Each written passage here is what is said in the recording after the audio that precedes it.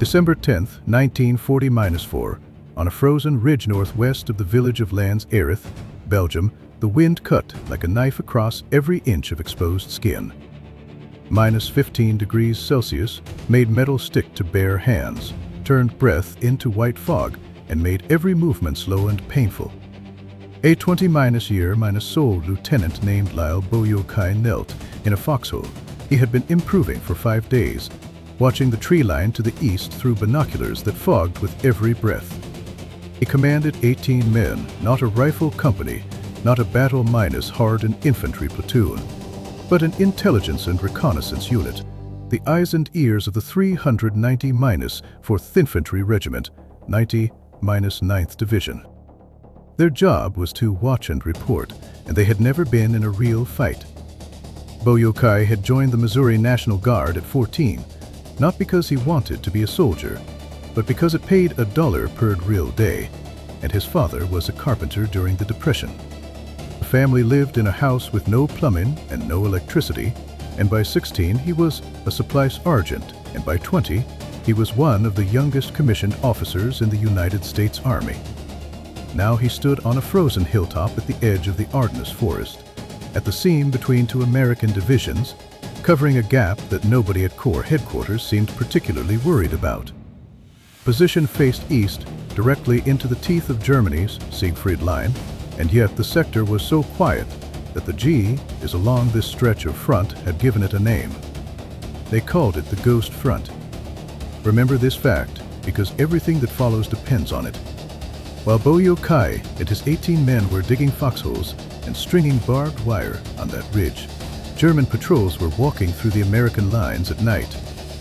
Not near those lines, not up to those lines, but through them and miles beyond, and coming back before dawn without a single American ever knowing they had been there. And what those patrols wrote in their reports changed the course of the largest battle the United States Army has ever fought, and it also changed the life of a 20-year-old lieutenant forever. To understand what those German patrols found, you need to understand what the Ghost Front was. By December 1940-4, the Allied lines stretched from the North Sea to the Swiss border, spanning hundreds of miles. The Ardennes, 100 miles of dense forest, narrow roads, and frozen ridgelines straddling Belgium, Luxembourg, and Germany, sat roughly in the middle. Allied command considered it a quiet sector, a place to rest divisions that had been chewed apart in the Hurtgen forest, a place to break in divisions that had never heard a shot fired in anger. The logic was simple: the terrain was too rough, and the weather too brutal for the Germans to mount anything serious through those woods. After all, the Germans had done exactly that in 1940, pushing through the Ardennes forest and bypassing the Mage in a line. But nobody at Supreme Headquarters seemed to dwell on the parallel. Eisenhower's staff looked at the Ardennes on the map and saw a wilderness unsuited for large scale military operations, and they concentrated their efforts on Aachen in the north and Metz in the south. The American line in the Ardennes was paper-thin, and divisions that normally would have covered 5 or 6 miles of front were stretched across 20. Gaps between units were covered by nothing more than the occasional jeep patrol and listening posts Swenton manned after dark. The frontline soldiers knew the defenses were in, but no one raised the alarm because everyone believed the Germans were no longer capable of attacking. This belief was not baseless, as intelligence analysts had repeatedly confirmed that the German army in the West had no reserves, no fuel, and no air power. Their conclusion appeared in every intelligence briefing: the enemy cannot launch a major offensive. But this conclusion rested on a fatal assumption: that the Germans would act rationally. In early December, the greenest division in the entire European theater arrived in the Ardennes to take over one of the most exposed positions on the map. The 106th Infantry Division, the Golden Lions, had been activated in 1940-3 and had spent most of its existence bleeding experienced men to the replacement pipeline. In 1940-4 alone, the division gave up more than 7,000 soldiers, 60% of its enlisted strength, to fill holes in units already fighting in France.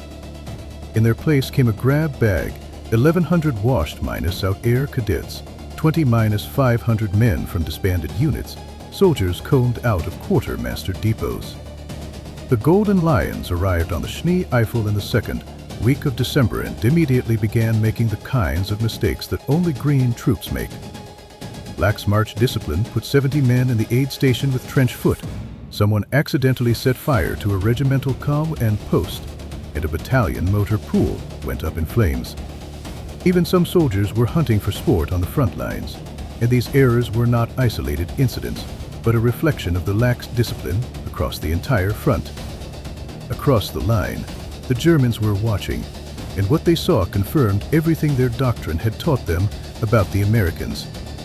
The man reading these reports was one of the most capable armored commanders left in the Wehrmacht, and his name was Hasso von Manteuffel, and he commanded the 5th Panzer Army. Manteuffel was no ordinary general, as he was an armored warfare specialist forged in the bloodbaths of the Eastern Front, having proven himself at Kursk and outside Moscow.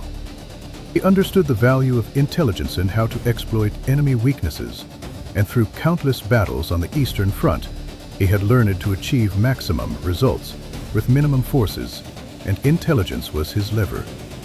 What his patrols told him did not just shape his battle plan, as it convinced him that the American line in the Ardennes was not a defensive position at all, but an open door.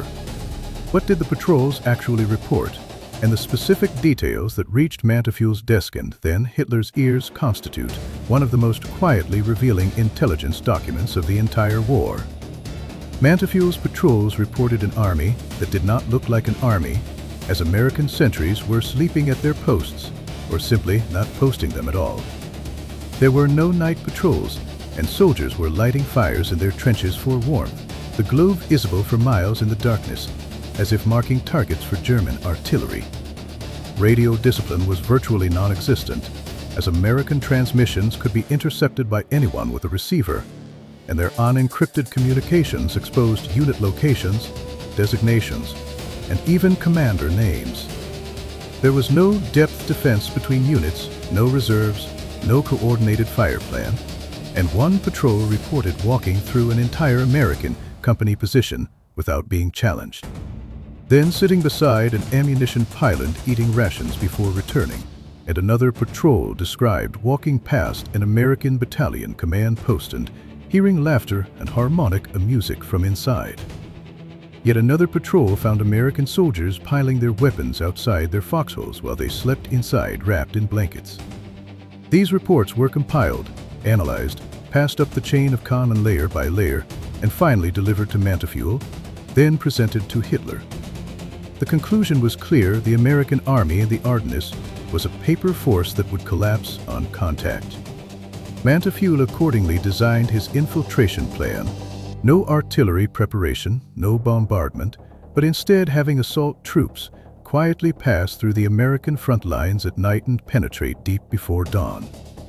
When explaining this plan to Hitler, he said something crucial: no barrage first, because a barrage wakes the Americans up, and the first thing they do is call their guns. Hitler's Ardennes offensive, codenamed Autumn Mist, was built entirely on the logic derived from the patrol intelligence. The Americans would not resist because they could not resist, because they did not look like an army that could resist, but this logic had a fatal blind spot. It answered what the American army looked like, but not what it would become in extremity. In the early hours of December 16th, everything began to collapse, as the scale of the German offensive exceeded the imagination of every American in the Ardennes.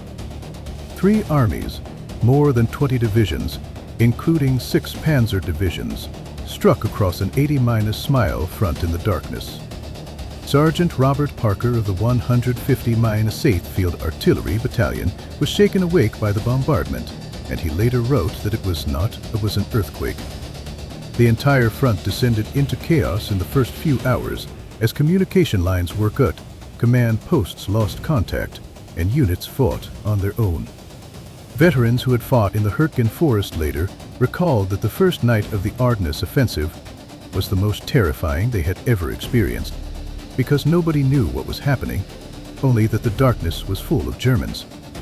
The 106th Division's line was torn apart within the first few hours, and two regiments of the Golden Lions were cut off on the Schnee Eifel. More than 7,000 American soldiers became prisoners in the largest mass surrender of American forces in the war, but not every line broke. At Lanzerath, Lieutenant Bouk and his 18 men stood at the hinge of history. On the morning of December 16th, Bouk saw something on the eastern horizon he had never seen before, an entire army on the move. Not a patrol, not a small unit, but organized German columns pushing west along the road, tanks, trucks, infantry, stretching as far as the eye could see. He called regiment, and the reply was hold your position, and he had 18 men in for Browning automatic rifles, and that was his entire fighting force. Then the German paratroopers came, not regular infantry, but the 6th Parachute Regiment, an elite unit under Colonel Joseph Kohler, a camp group of nearly 1,000 men. 18 against nearly 1,000, an impossible ratio, and any military manual would tell you that when facing a force more than 5 times your size, you withdraw. But Bouk did not withdraw, and he ordered his men to open fire. For the next 20 hours, this tiny reconnaissance platoon fought a battle far beyond its scale on the Lanzerath Ridge, using the terrain to their advantage, pouring fire from foxholes and emplacements into the advancing Germans, every round fired with precision and lethal intent. The Browning automatic rifles cut deadly arcs across the snow, each burst telling the Germans across the way that someone was here, someone was resisting. The Germans attacked again and again, and were driven back again and again, and Bouk was wounded for times, and each time he refused to pull back. His men fell one by one, ammunition ran lower and lower, but the position held, and the German commander Kohler later admitted that he thought he was fighting a battalion, not 18 men. The battle bought a full 20 hours for the rear, time for the Americans to organize defenses, time for artillery to move into position, time for reinforcements to be deployed. The 18 men on the Lanzerath Ridge changed the course of the Battle of the Ardennes in an almost impossible way, and meanwhile, on the Elsenborn Ridge to the north, another decisive battle was unfolding. The unit holding that ridge was the 90-9th Infantry Division, the same division Bouk belonged to, and they had arrived in the Ardennes in May of that year, had never fought a battle, and most of their enlisted men had been in Europe for less than a month.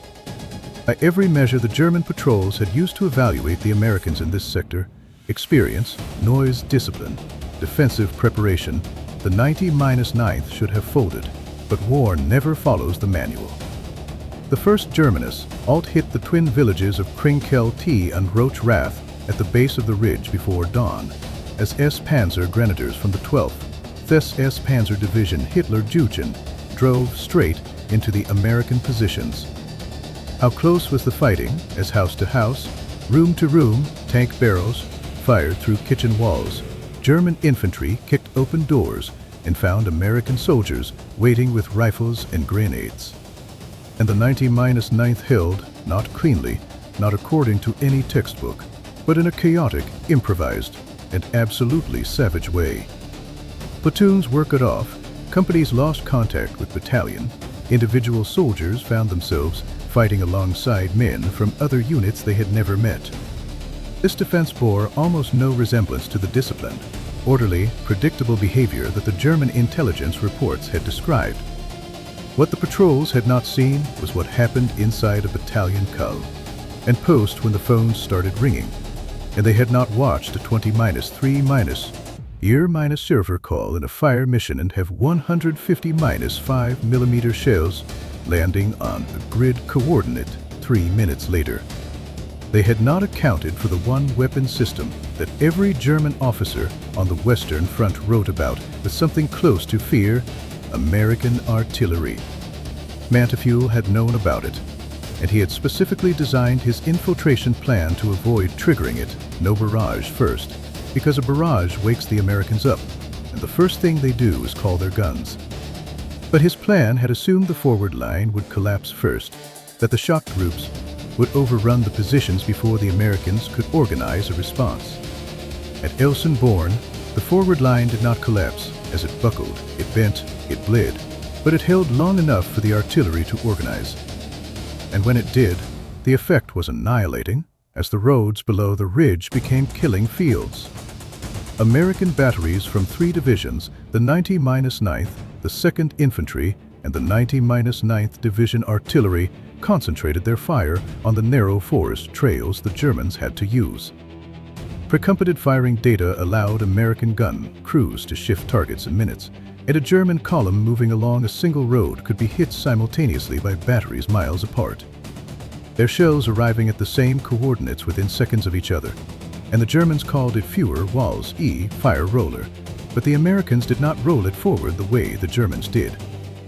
After 10 days of fighting, the 6th SS Panzer Army, the pride of the offensive, Hitler's purse instrument, abandoned its attempt to cross Elsen-Born Ridge. It never reached the roads beyond, and the most powerful armored force in the German order of battle had been stopped by a division that, 6 weeks earlier, had never heard a shot fired in combat. To the south, at the crossroads town of Street, Vith, another piece of the German plan was disintegrating, as Mantefuel's 5th Panzer Army needed Street, Vith by the 2nd day of the offensive, December 17th. The road network of the Ardennes converged on that town, and without it, the German armored columns could not spread west toward the Meuse. Brigadier General Bruce Clark arrived with Combat Command B of the 7th Armored Division on the 17th, facing chaos, but his order was simple: hold. He organized a defense that was, by any conventional standard, a mess, as units from 5 different divisions were stitched together into a perimeter that had no clear chain of command and no unified plan. It held for 6 days, and think about what that means through German eyes, as the army that the patrols had described as having no reconnaissance, no depth, no coordination between units, had suddenly become a wall. Clark's scratch force held Street. Withen set the entire German timetable back by a full week, and a week, in a blitzkrieg measured in hours, was the distance between victory and defeat. By the time the Germans finally took the town, the momentum of the offensive had dissipated into frozen, muddened American artillery fire. When the ammunition finally ran out, Boyokei ordered his men to stop firing, and he stood up and walked toward the German lines to negotiate the terms of surrender. He demanded that the Germans allow his wounded to receive medical treatment, his last responsibility as a commanding officer, and the Germans agreed. While waiting in a cafe, Boyokei's eyes fell on the clock on the wall, and he remembered something his Aunt Mildred had told him before he joined the National Guard, that if you live past your 20-1st birthday, you are going to have a good life. Boyokei was 20-1, and he was alive, but he did not feel like a man about to have a good life, as he felt rage and exhaustion and something close to shame, and he believed he had failed at the only thing that mattered. The Germans marched the platoon east, and 2 days on foot in the freezing cold, wounded men supporting each other on icy roads. Every step was torture, but no one fell behind, because falling behind meant freezing to death by the roadside. They reached the railhead at Junk Earth and were loaded into boxcars, the same 40- and -8 cars that had carried soldiers in the First World War, with no heat, not enough room to lie down, and they had to take turns sitting and standing. Boyokei was sent to Stalag 13C, and the winter of 40-4 was the coldest in decades, and food was scarce, and disease spread through the camps, and Boyokei contracted hepatitis. His weight dropped until his ribs showed through his skin, and he survived, but surviving itself felt like a punishment, and the camp was liberated in the spring of 40-5. Boyokei was flown 2 hospitals in Reims, then Paris, then back to the United States, and he was 20-1 years old, and he looked like an old man.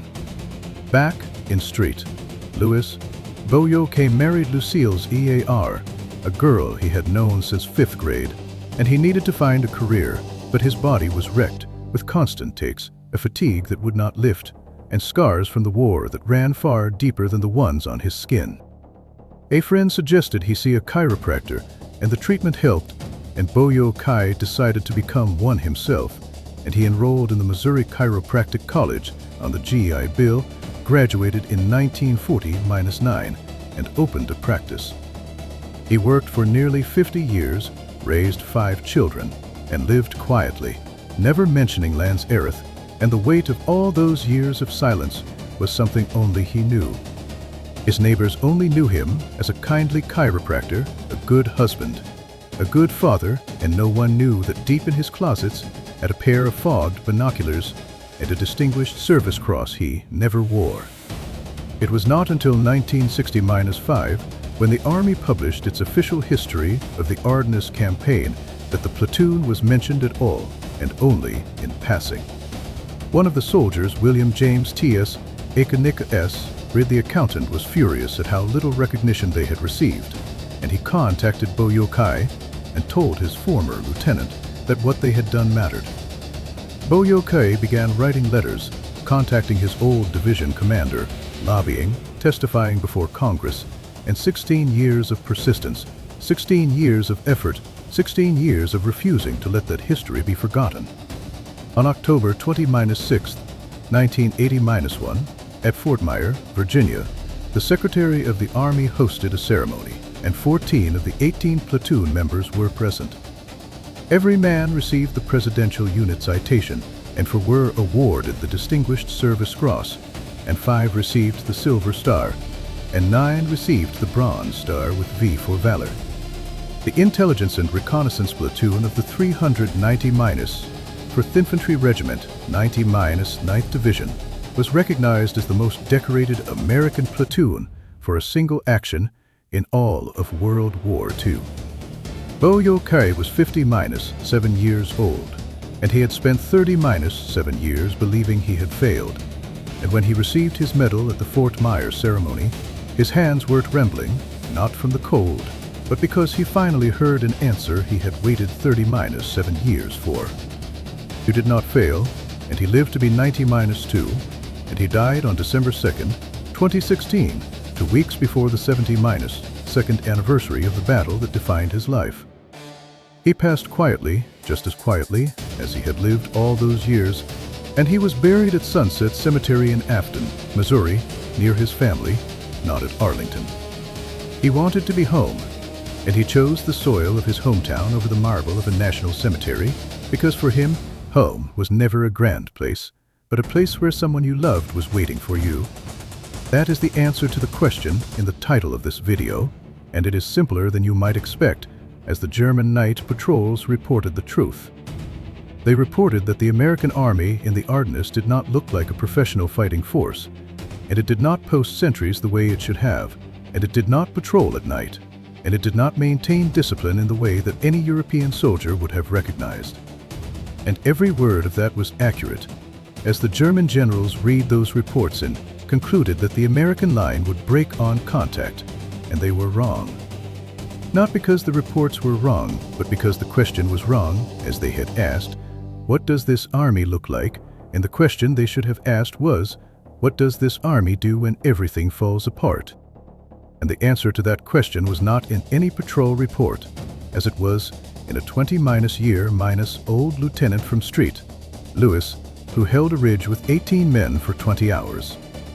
It was in a 1-star general who answered a surrender demand with a single word, and it was in 10,000 nameless sergeants and corporals and privates who, when the plan disintegrated and the chain of command went silent, looked at the man next to them and figured out what to do next. The German patrol saw an army sleeping, and what they missed was what it became when it woke up. That army did not look like an army, but when it was pushed to the edge of the cliff, it revealed something that no intelligence report could have foreseen: an ability to find order in chaos, an instinct to refuse to give up in despair, a courage that made 18 men choose to open fire against nearly 1,000. That is the true lesson of the Battle of the Ardennes, and it is a fact that history has proved time and again that the true strength of an army never lies in how it looks, but in what it becomes in its darkest hour. If you want more hardcore breakdowns of history's deadliest miscalculations, smash that like button and subscribe. I'm your strategy observer, and I'll see you on the next battlefield.